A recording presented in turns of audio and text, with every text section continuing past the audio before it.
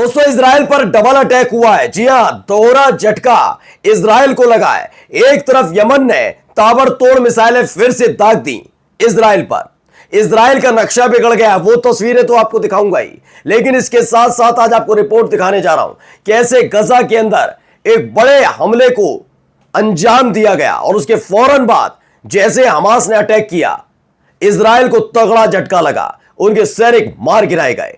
इसी के साथ साथ आपको एक और धमाके की तस्वीर दिखाने जा रहा हूं। वो तस्वीर कहां से निकली है जरूर देखिएगा, और खबर एक और महत्वपूर्ण निकलकर सामने आई है, वो भी आपको दिखाने जा रहा हूं, क्योंकि खबर अमेरिका से जुड़ी हुई है।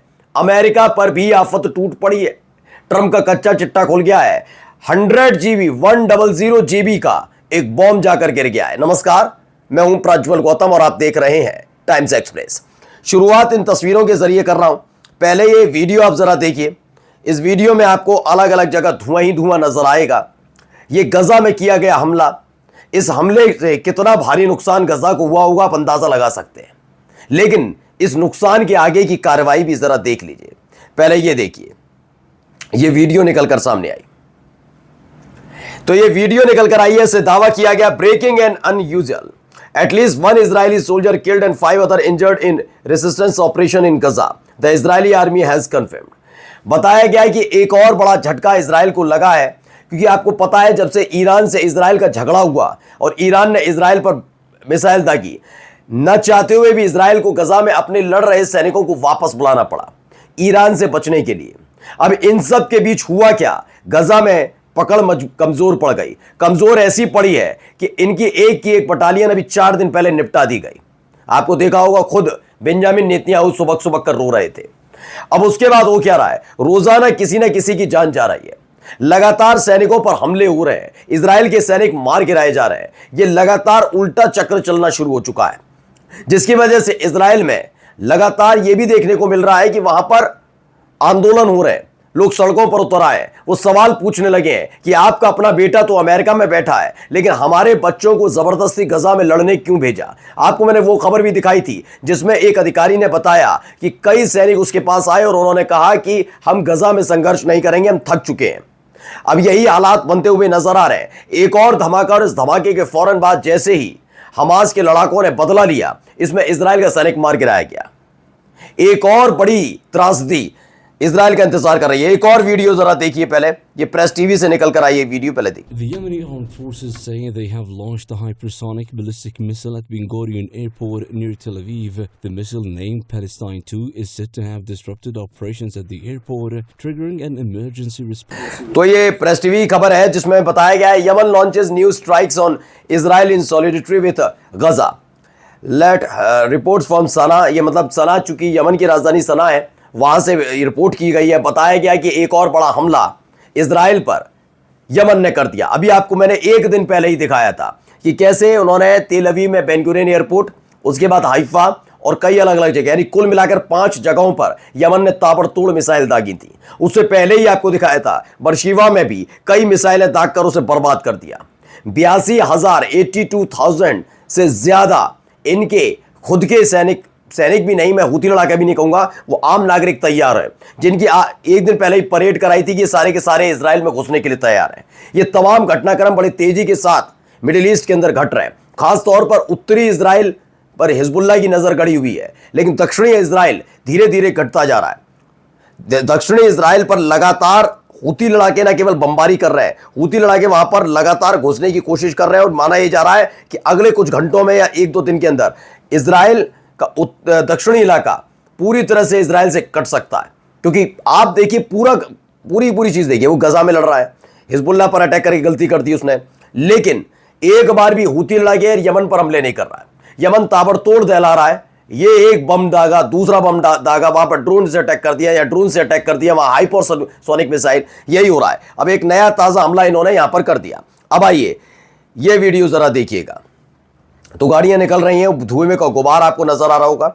ये गजा से नहीं, ये इजराइल से नहीं, ये ईरान से नहीं, ये लेबनान से नहीं, बल्कि यूक्रेन से निकली हुई तस्वीरें। ये दिखाना भी जरूरी था। आज की महत्वपूर्ण तस्वीर ये भी थी, पश्चिमी यूक्रेन के ज़ाहिटोमीर में उठता मशरूम क्लाउड जैसा धुआं। स्थानीय मीडिया के मुताबिक रूसी हमले के बाद एक गैस स्टेशन में भीषण आग लग गई। यानी एक तरफ क्या हो रहा है, एक तरफ इजराइल के हालात खराब है, दूसरी तरफ यूक्रेन के। अब मैं इसको क्यों खबर को आपको दिखा रहा हूं इन सबके बीच, अब आपको समझा देता हूं। दरअसल अमेरिका जहां जहां पांव रखता गया वो देश बर्बाद होते गए। हाँ, उन लोगों ने झटपट तरीके से अमेरिका का हाथ तो पकड़ा, क्योंकि एक पूरा भ्रम फैला हुआ पूरी दुनिया में कि अमेरिका जैसा कोई नहीं, अमेरिका पर ताकत, अमेरिका जिसके साथ खड़ा वो देश सबसे ताकतवर। लेकिन हुआ उल्टा। आप मुझे दिखाइए यूक्रेन में क्या हुआ। यूक्रेन में क्या हुआ? यूक्रेन को पहले बाइडेन देते रहे, तुम भी लड़ो लड़ो और हथियार लो, लड़ते रहो लड़ते रहो लड़ते रहो लड़ते रहो। और आज हश्र क्या है? आज हश्र क्या है?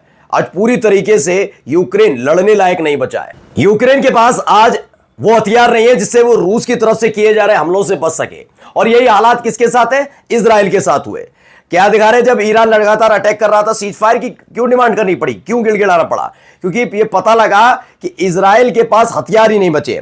कुछ ऐसे ही हालात है। अब देखिए अगली खबर देखिए, अमेरिका पर भी एक बड़ा हमला हो गया है। लेकिन यह हमला बम गोला बारूद से नहीं हुआ है, बल्कि 100 GB का ऐसा बम दागा है कि ट्रंप हिल गए। ट्रंप की सारी काली करतूतों को लेकर खुलासा होने जा रहा है। दरअसल क्या है, एक ईरान के हैकर है, उन्होंने एक बड़ा दावा कर दिया।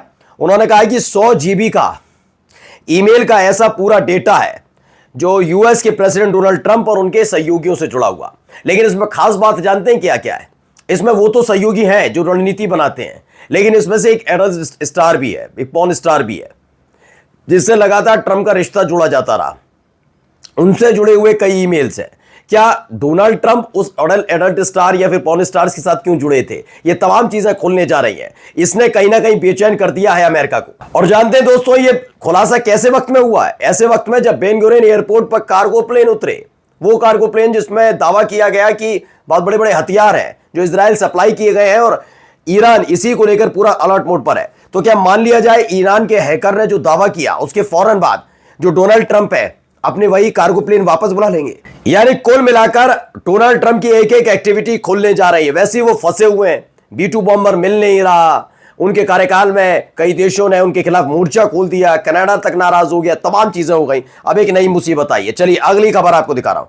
यह खबर है नॉर्थ कोरिया यानी कि किम जोंग उन और पाकिस्तान दोनों ने धमकी दे डाली है इजराइल को। ऐसे में जब लगातार यह कहा जा रहा है कि सीज फायर का इस्तेमाल अमेरिका और इजराइल ने इसीलिए किया है कि उन्हें थोड़ा वक्त मिल जाए, वो वक्त मिलेगा उस आधार पर वो तैयारी करेंगे ईरान पर अटैक करने की। तो इसी बीच नॉर्थ कोरिया ने क्या कहा? नॉर्थ कोरिया और पाकिस्तान ने कह दिया अगर एक और स्ट्राइक ईरान पर होती है तो ये सीधे सीधे वॉर मानी जाएगी, और अगर ये वॉर हुई तो काफी कुछ बिगड़ेगा। ये सीधे धमकी दे दी। आपको याद भी होगा, इससे पहले मैंने आपको दिखाया था नॉर्थ कोरिया की किम जोंग उन ने तो फिलिस्तीनियों का खुलकर साथ दे दिया, और खबर यह तक आ गई थी कि वो जिस तरीके से रूस में यूक्रेन से लड़ने के लिए अपने सैनिक को भेज चुके हैं, वैसे ही गजा भेजने जा रहे हैं। यानी कुल मिलाकर अमेरिका और इजराइल की एक गलती इस बार दुनिया पर भी भारी पड़ सकती है और इन दोनों देशों पर भी। नमस्कार।